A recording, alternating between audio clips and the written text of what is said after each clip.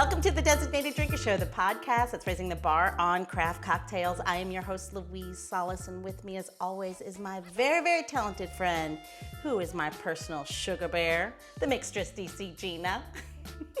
I've got the best envision of me in a mink coat walking down like Fifth Avenue with like a fifth and like a gold tooth. I love it. Yes, I will take. That's a different kind of sugar bear. I'll take it. I'll take it. That's Huggy Bear, right? Huggy Bear. Yes, so, Huggy Bear. Either way, I'm in. Sold. Okay, let me show you why you're sugar bear today. I'll tell you why. So we both know that the world has a sweet tooth the size of Mount Everest. And how could we not? Most of us are raised on sugar-covered cereals that most of our parents and society said were healthy. Think about it. There's Sugar Smacks, there's your sugar bear, Captain Crunch, Cocoa Puffs, Fruit Loops, Honeycombs, Lucky Charms, and one of my all-time favorites, Frankenberry, which turned your milk pink. When you drink the milk. Yeah, but what dye is in there? Let's not even mention the sugars, right? Did you have a favorite? When I was a kid? Yeah. Cocoa Puffs. You were a Cocoa Puff? Yeah, it was chocolate, and I could get away with it. Count Chocula then? No, I liked Cocoa Puffs because they were crunchier. Just Cocoa Puffs. And they stayed crunchy in milk. Did they? I think that's the commercial. Roof of your mouth open, like Captain Crunch did. That like ripped the shit out of the roof of your mouth. Listen, Captain Crunch is a great cereal when you're totally stoned. Now I haven't done that in a long time, but you know. I'll have to take your word on that one. We both know. It is proven that early exposure to sugar can set us up for unhealthy diets. You sign me up. And worse yet, it can make you actually addicted to sugar. My copywriter likes to say that it's like an ex, you just can't quit. And it's everywhere. It's everywhere. It's in everything we eat, everything we drink. And it's leading us to be searching for that next sugar high, no matter where we look. And nobody is more acutely aware of this than today's designated drinker. He is the co-founder of AVEC Drinks. He is Alex Doman. Welcome to the show, Alex. Hi, guys. What an entrance. Wow. No sugar bear for me, unfortunately, but there we go. So with that accent, what kind of sugary cereals did you have in the UK? Oh, I was giggling along like a small child when you're saying Cocoa. I mean, it's got to be Cocoa Puffs. Cocoa Puffs? I think you called them. Do you call them something different? Anyway, yes, Cocoa Puffs. No, we call them Cocoa Puffs. Yeah. Yeah, we call them Cocoa Pops actually. We call them Cocoa Pops, and they are because they're but they're gorgeous. Right? Until you find out why they're lovely. Yeah. Then you realize how gross they are. Okay, so we're going to clean this unhealthy mess up right out of the gate. And I'm going to open the hibiscus pomegranate. Alex sent all these beautiful cocktail drinks. They're no alcohol, but I'm going to let him tell you what they are. And Gina and I are going to taste and tell you how amazing they are. Well, while you open it, can we ask the question? Why did you do it? I know you spoke to Louise, but I didn't speak to you.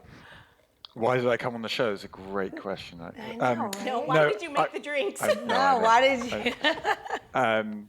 Growing up, I wanted to be a chef. My dad and mum, who paid for my education, thought that was an incredibly stupid idea. And so I ended up as a strategy or management consultant. And as I got more senior, I got to pick more and more of my projects, and I started picking more and more food and beverage products. And I guess the closer you got to working for big food and beverage companies, and I managed it by the end of my tenure. I'd worked with a large amount of the world's biggest food and beverage businesses, doing kind of exciting strategy projects and transformation projects. And you just work out firsthand how broken the food system is and how we spent most of the 20th century, basically trying to create as many cheap calories as we could based off incorrect science, and that we'll probably spend most of the 21st century undoing those things as we learn more and more about how bad the things we made are for us. And I think sugar is chief amongst them. And I was watching all these different food and beverage categories kind of go through what I view as like the traditional cycle, which is of innovation, which is they start off with their conventional brands. So in our case, that's Canada Dry. Then they go through like a premium moment, so they get better versions of existing things, right? and in our case, that's Fever-Tree. And then almost all categories have a better for you moment, right? And ours hasn't had that.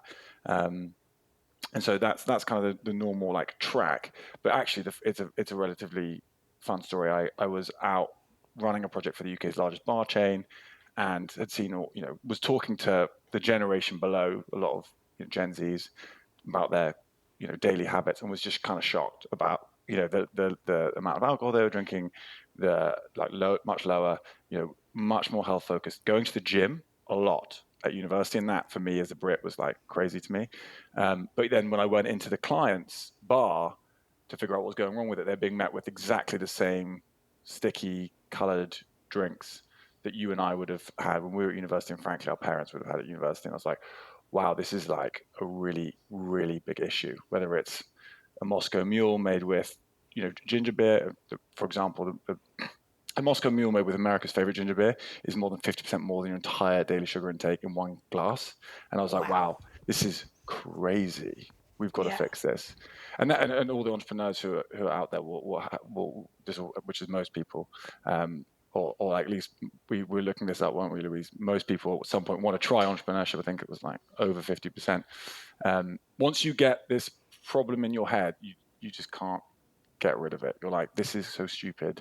Why is no one doing anything about it? And then eventually you can kind of pluck up the courage to do so.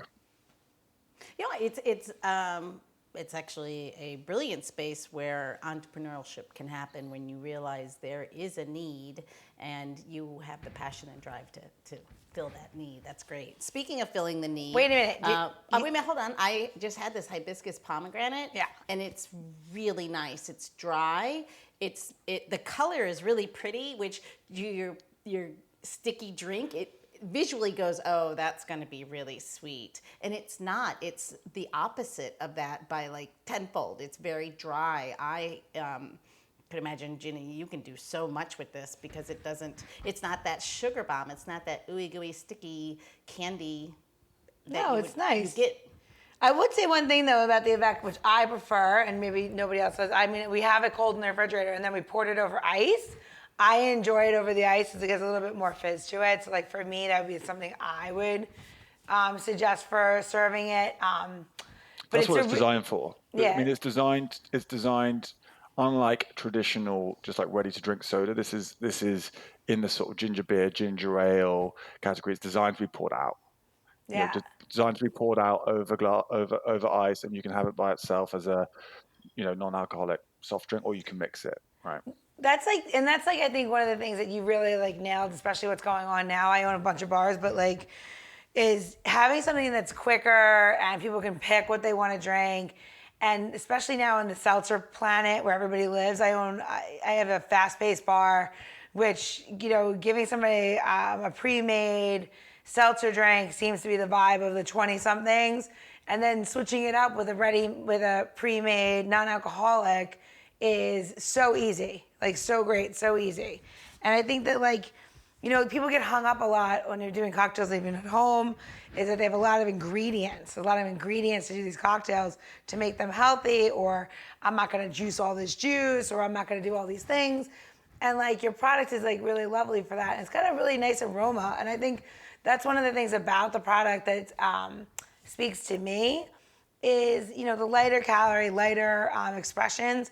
It's two parts of your taste on this one. It's definitely your olfactory, getting that aromas, and then what you're drinking, because it's not a sugar bomb, right? Like you're talking about like the ginger beer. I love Moscow Mules. I feel so sick after Moscow Mules, like, because you just drink a few and then you feel like super sick because it is a lot of sugar, and then I have a massive headache the next day. And yes. Sugar's a drug, though.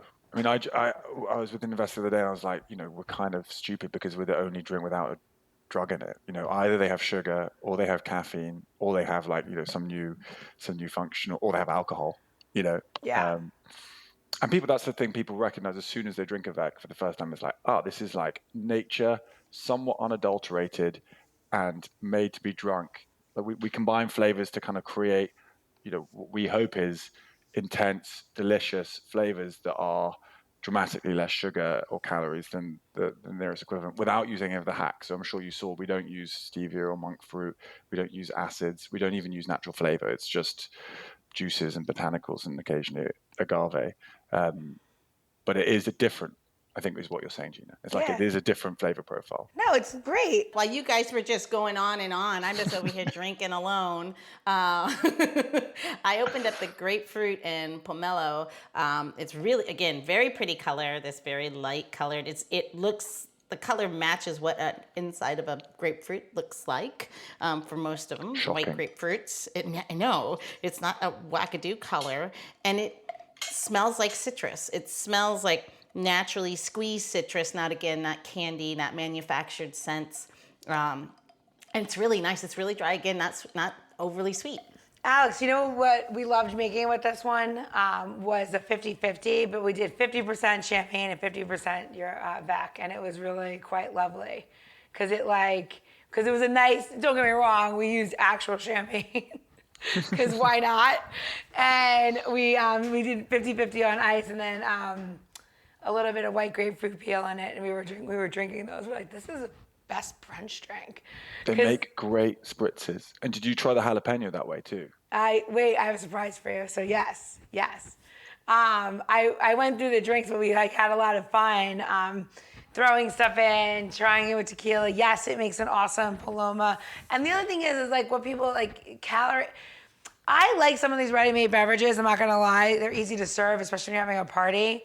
But I have a lot of friends that I have a house up in a farm. It's pretty far from the city, so my friends that do come, might have a drink, and then they don't drink anything, and just giving them water or just a plain seltzer isn't quite as fun. This is a great alternative to that, but also not to have so much on hand, because it's also the other thing. Like if you're making one cocktail and you have all this for a non-alcoholic, it's a great way to just brunch it up or make it simple. Have tequila, champagne, which is definitely it's always on the bar. You're speaking to the moment that we thrive in most, which is the hosting occasion, right? Because you have all these people who have different needs. They often want to pour their own drink or know what's in their drink. A lot of them don't want to have any alcohol. People have different alcoholic requirements these days, especially. And so what AVEC enables you to do is everyone can kind of mix and match, and they can put mezcal in, or they can put tequila in, or they can drink it by itself, or they can have something lighter. They can put Campari in, or they can put champagne as you did, and it's it's easy. And the brand promise of AVEC is we're just super clean. You're not going to go too far wrong. Yeah, and to your point, they're just delicious by themselves. I wouldn't feel like when you have someone over, to your point, Gina, oh, I got some bubbly water, seltzer water. At least, this is something that's interesting, and it's not just a cop out. It's not just ginger beer, which you used to complain about all the time when you Prego and. Oh my God! Everywhere I went when I was pregnant, that's the only thing. They were like, "Oh, do you want some ginger beer?" I'm like, "No, I fucking hate ginger beer now." And I used to love Moscow Mules, and I was like, I never want it again. It's too much. It's like I said, it used to make me sick, but it definitely, drinking it straight definitely makes you it's wild. I think it's even stronger or more sugar than Coca-Cola. And I know that Coca-Cola might be the number one. I think that's the number one sugar. An adult female by the American Heart Association is allowed 24 grams of sugar a day. A Bundaberg, which is America's leading ginger beer, has got 41 grams in one bottle. Oh, so it beats Coke. Isn't Coca-Cola Coke's 36? Coke's 36. Yeah. Wow. Both significantly over how much you're allowed to have in an entire day, but I shared this with Alex when I was working on Diet Coke, a brand campaign for Diet Coke, and you get all these stats from the strategist, and who's your audience, what are we doing, especially a brand that large, and the stat was 81% of all Diet Coke was consumed by 11% of their consumer. 11% of the people out of 100% of the people who drink Diet Coke drink 81% consume 81% of the product made in the world. I was like, that's people drinking literally gallons a day. First of all, I'm not gonna lie. If you're super hungover, Diet Coke does help. yeah. Maybe a Diet Coke. I'm not gonna lie. Yeah, I mean, there's I mean, don't get Yeah. me wrong. I love I mean, Coke is officially the best tasting beverage of all time. I mean, It's dollars just, have people have voted with their feet a long time ago, yeah. and we love Coke. You just having a Diet Coke or Coke Zero or Coke every now and again is great, but it can't be the problem with it really is got that it's addicted the whole nation and globe's palate to something which is too sweet for our bodies to be able to digest properly. There's no And it's longevity to incredibly it. no longevity. It's very Yeah. difficult. Yeah. It should be a treat.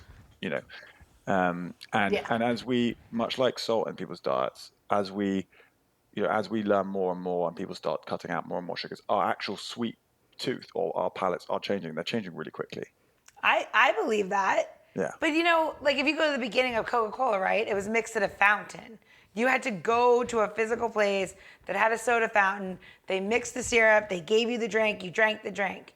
It's when when everything became pre-made and bottled, and it became like, bring it home, bring a 6-pack home, a 2-liter bottle, whatever, is when the problem really became more of a problem.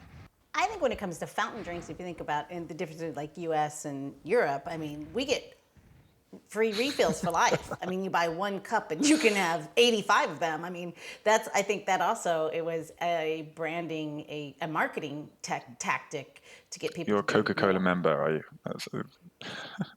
Yeah. She works on the brand. She knows the thing.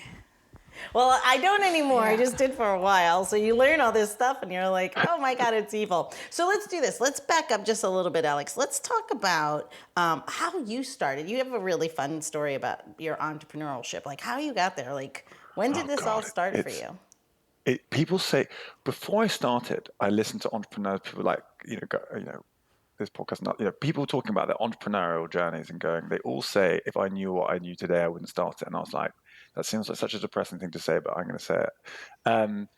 It's been crazy. I mean, we launched, I took this idea with me to business school. I found a co-founder. We persuaded all the people at business school, all the prizes and stuff. We managed to win those, along with a bunch of other much more impressive startups. And launched basically into COVID, a business which is incredibly reliant on social activity. Good time. And did most of that D2C, because that was the only way you could get product to people. D2C's business model blew up a year into us doing it, so that was great. So we then moved to focus on wholesale, and probably only in the last year have we kind of not figured it out, but we're starting to open big new doors. So I think we talked about this. We've opened Wegmans up recently and Bevmo on the West Coast, and then we're going into Sprouts all doors and some other really exciting bigger doors. But it's been an interesting ride, to say the least. So if you're in Washington, D.C., we have that brand new Wegmans, so you don't have to go too far, because you used to have to go all the way out to the suburbs to go to Wegmans, and I do not work for fucking Wegmans, but I wish I did, right, as their marketing person. Because God... Hey, Alex, can you tell us how we get him as a sponsor? We might be launching a flavor specifically with them, so I can help you out. But the rounds, Wegmans and the rounds in the DC area, rounds have been a huge part of our journey, because part of us wanting to rethink the category, right? We really kind of took it from scratch. We're going to rethink the category for the modern American consumer, different flavors, better quality ingredients, dramatically less sugar. And we're going to try and do business the right way, right? So we are members of 1% for the Planet. We give 1% of our revenues to environmental causes, and so the rounds picked us up, and that's their thing, which is about how do we sell more products who care about the environment. That's a new. Alex introduced me to that the other day when we were chatting, and I did a little research on the rounds. That's really interesting business model. Yeah, they're crushing it. They're huge. Have you heard about it, Gina? What is it? It's a different type of home delivery, grocery delivery service, correct, Alex? It's like they do it all on bikes. It's a home delivery service like Instacart or something, but focused on the circular economy. So trying to pick up, drop off, etc. I love that. So I will be looking that up as soon as I get off of here and seeing if I can put my bagels on there, Alex.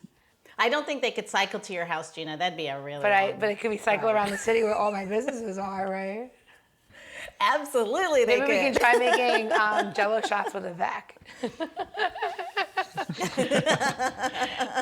I feel like that would be a really fun thing to do. He's gonna put a little bit of pectin in it, and it'll work. Delicious. That's so funny. You could have it like the Jello shot on the side with No, your no. AVEC We use the chaser. AVEC to make the juice with the gelatin and make that the actual shot. Yeah. Oh, gotcha. Look at me. Why did I even open my mouth on that one? What the Listen, hell I last know? call can be adaptive, okay? We're adaptive to any sort of fun. Low calorie fun, high calorie fun, very late night, late night. You know, we're all about it. So you just opened another one. What were you drinking?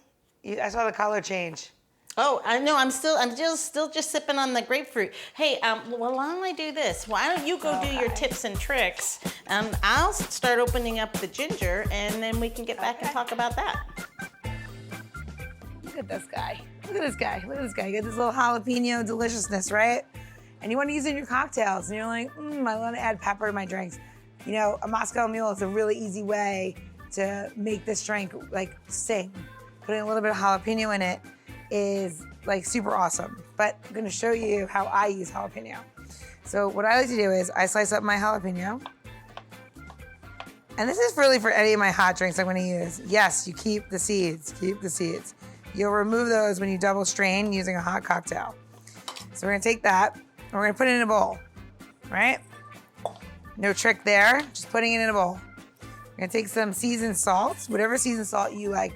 Say about, for everyone, about maybe 2 teaspoons. And then we're gonna take lime. I know, crazy, right? Jalapeno, salt, and lime. Sounds like every recipe that we have ever had in Mexican food. Take it, you're gonna put it in there, right? You're going to take about a half amount. So you see what this looks like. You're gonna put this in there. And this becomes your cocktail jalapenos.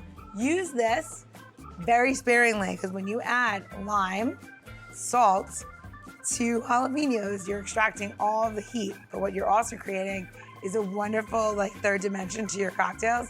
So when you have that like Moscow Mule or Mexican Mule or however you're gonna mix into like your ginger and you like it spicy, this gives it the heat and the complexity that takes your ordinary cocktail to an extraordinary cocktail. So remember, use your peppers, but don't eat the tops. See you next time. While you were off doing that, I went ahead and opened the lime. It's really, they're so very different. Tell us the inspiration behind this. This is quite different, Alex. Yuzu and lime, we wanted to create a product which was flavorful enough to cut alcohol to be a good mixer, whilst being 0 sugar, 0 calorie, because, you know, when we were looking into like what are the America's favorite cocktails, and we Googled it, it gave us one answer, which was margarita. And then we went out and we looked around and we were like, that's not the real answer. The real answer is tequila or vodka or whatever, soda and lime. Ranch water.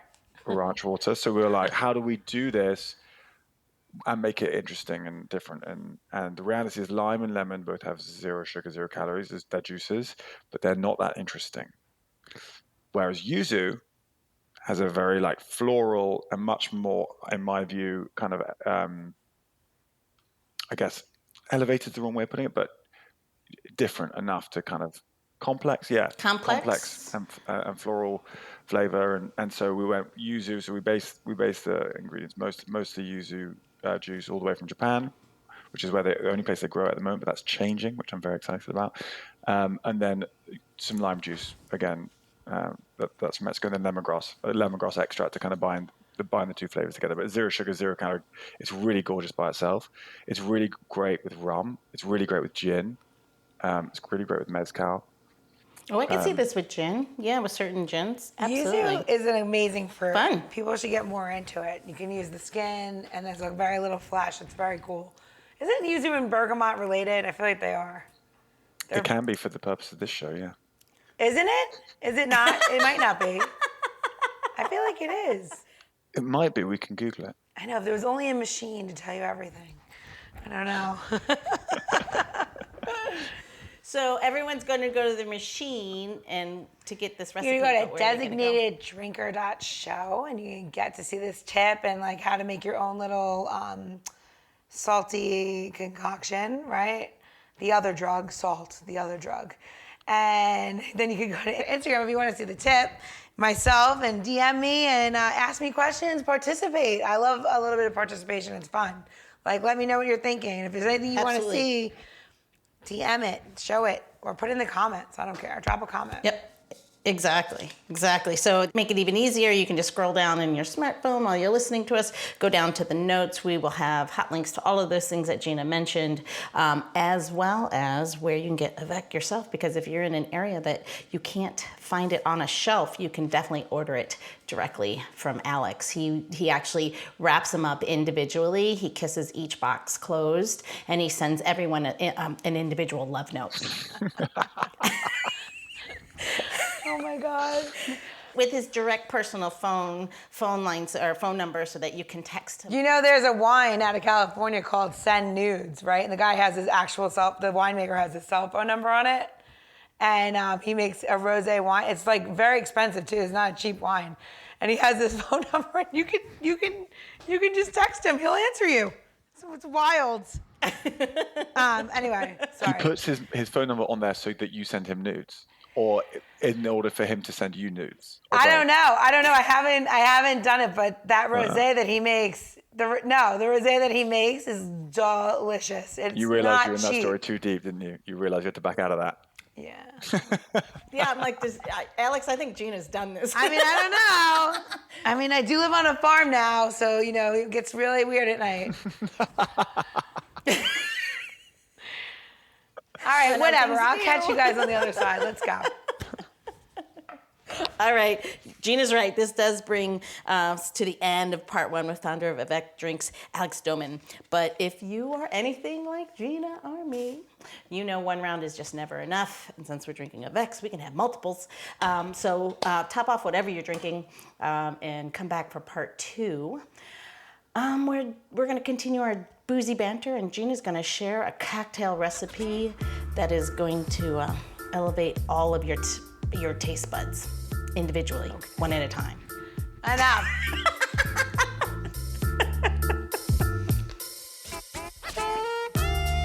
The Designated Drinker Show is produced by Missing Link, a Latino-owned, strategy-driven, creatively fueled production co-op.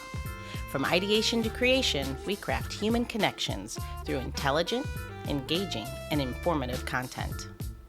Also in the Missing Link lineup of podcasts is Rodger That, a podcast dedicated to guiding you through the haze of dementia, led by skilled caregivers. Now, if you're looking for a whole new way to enjoy the theater, check out Between Acts, an immersive audio theater podcast experience. Each episode takes you on a spellbinding journey through the works of newfound playwrights, from dramas to comedies and everything in between. Find Missing Link's League of Podcasts on Apple Podcasts, Spotify, or wherever you listen to your podcasts. And while you're there, please don't forget to follow, download, and review the shows. Your reviews help our shows reach new audiences. To find out more about Missing Link, visit missinglink.company. That's missinglink.company.